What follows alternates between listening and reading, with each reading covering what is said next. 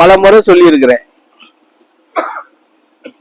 மனிதனா பிறக்கப்பட்டவர்கள் தவறுகள் செய்வது சகசம், தப்பு நடக்கிறது சகசம்.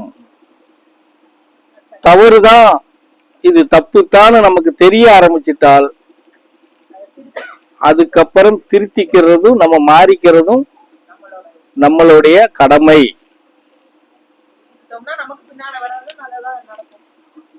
அதாவது எப்படி நல்லது நடக்கும்ங்கிறது இல்ல, நீ செஞ்ச பாவத்துக்கு மன்னிப்பு கிடைக்கும். தவறை மறைக்கிறதுக்கு இன்னொரு தவறு பண்றது, இன்னொரு தவறு பண்றதுக்கு இன்னொரு தவறு பண்ற பாரு, அங்கதான் நீ மாட்டிக்கிற. நீ மத்தர இல்ல, உன் வகுத்துல பிறந்த பிள்ளைகளும் சேர்ந்து மாட்டுது.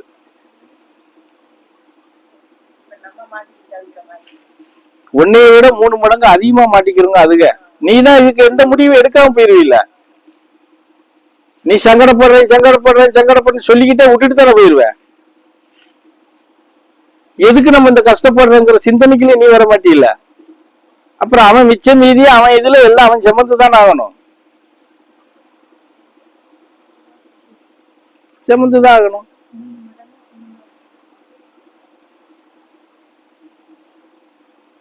இப்போ நான் சொன்ன ஒரு வகையில வேணா எடுத்துக்கலாம். இப்ப அது மறுபடியும் அந்த குழந்தைகிட்ட தான் போறேன்.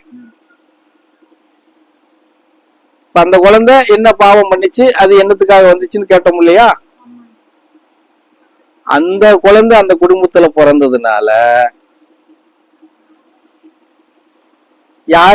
யாருனுடைய கர்மா பாவத்துக்கு முறியடிக்கக்கூடிய சூழ்நிலை வருது தெரியுமா? கதிருனுடைய இது இருக்கு இல்லையா,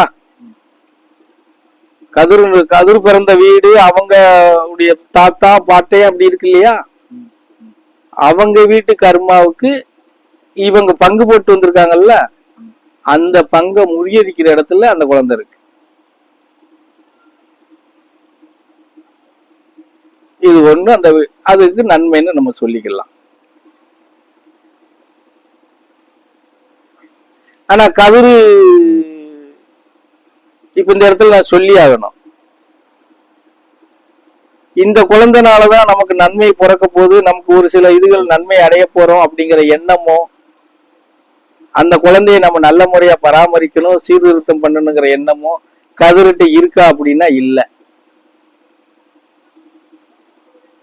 அது ஒரு புள்ள, அவ்வளவுதான்.